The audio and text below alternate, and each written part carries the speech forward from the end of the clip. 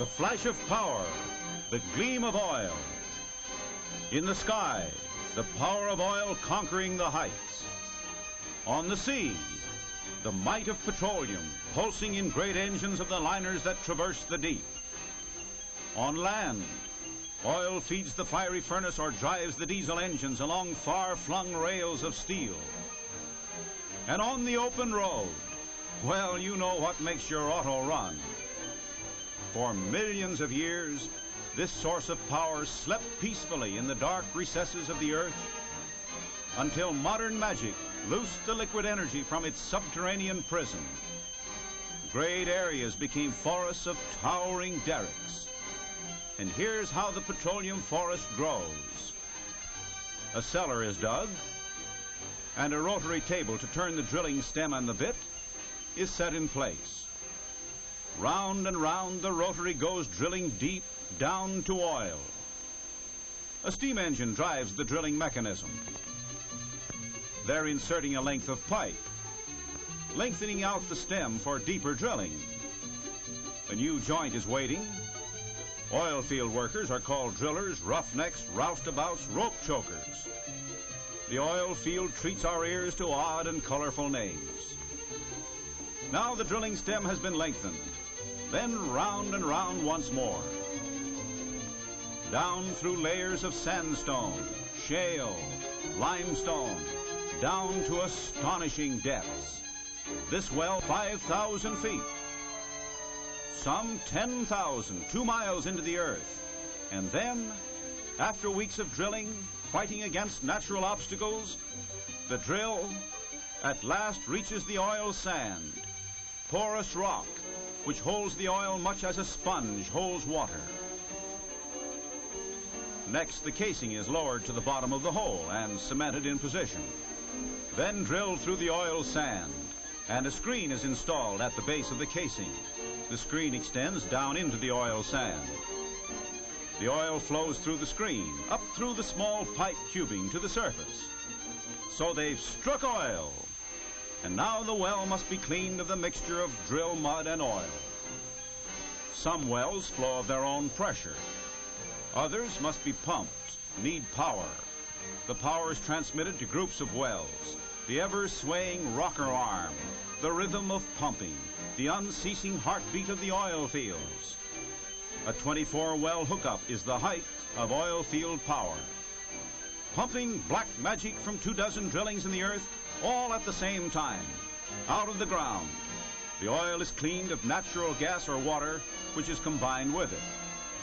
Next, the petroleum starts on its way through a great network of pipelines.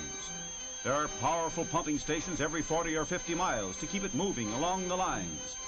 The lines of pipe, alive with racing oil, run through forests and over plains to these silver discs.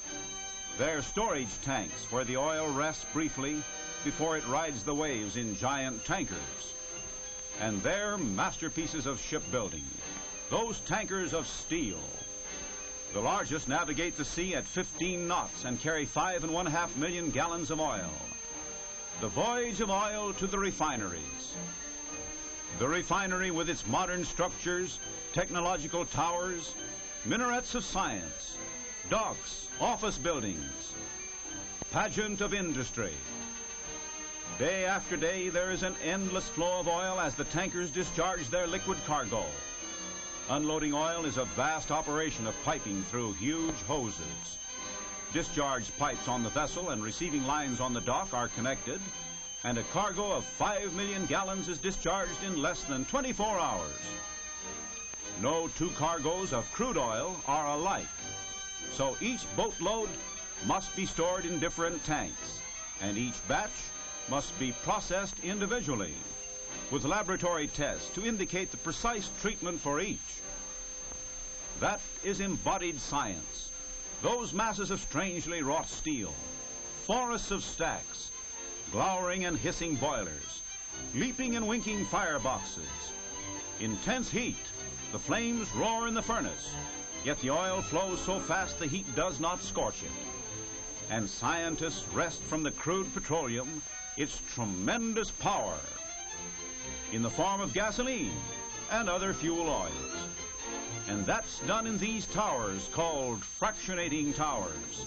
They divide crude oil into the lighter and heavier parts. Those of different boiling points liquefy at different levels in the towers. Some lighter than gasoline liquefy at the top. Heavier parts liquefy further down. At the bottom are the heavy fuel oils, or the raw materials from which lubricating oils are made. When increasing use of motor cars pyramided the demand for gasoline to extraordinary heights, scientists were called upon to devise new methods. How could a greater proportion of gasoline be extracted from the crude oil than that obtained from the fractionating tower alone? To meet this challenge, the scientists turned to products other than gasoline which are drawn from the crude, studied their molecules, and found a way to change them, to turn them into gasoline. The result was cracking. Let's look at a diagram of a cracking plant. Here we see how one part of petroleum that is not gasoline is converted into gasoline. Called gas oil, it is pumped through a pipe into a cracking furnace, heated to over 900 degrees under tremendous pressure. And the individual particles, molecules, are broken into smaller molecules, just as coal is broken under a hammer. If we could see one of those molecules, it would look something like this. The hotter the molecule gets, the faster it wiggles, until finally it wiggles so fast it flies apart. The pieces shoot around at great speeds. They eventually find partners and form new and smaller molecules that look something like this. These smaller molecules are now no longer gas oil, but are gasoline of high-powered knockless quality. Some of the gas oil molecules do not fly apart and must be separated from the gasoline. This is done in the bubble tower. Here the big molecules, which are not gasoline, are held back and come out at the bottom as a liquid. The gasoline goes up the tower as a vapor, comes out at the top, and is condensed into liquid gasoline. Gasoline that gives more power to you. Experiment is the key to it all, and this is the experimental laboratory. In the making of powerful motor fuel, the control of temperatures is of extreme importance, and it is measured to an accuracy of 1/100th part of 1 degree. Gasoline is broken down into over 200 parts in that elongated tallness of glass, and each individual part is studied.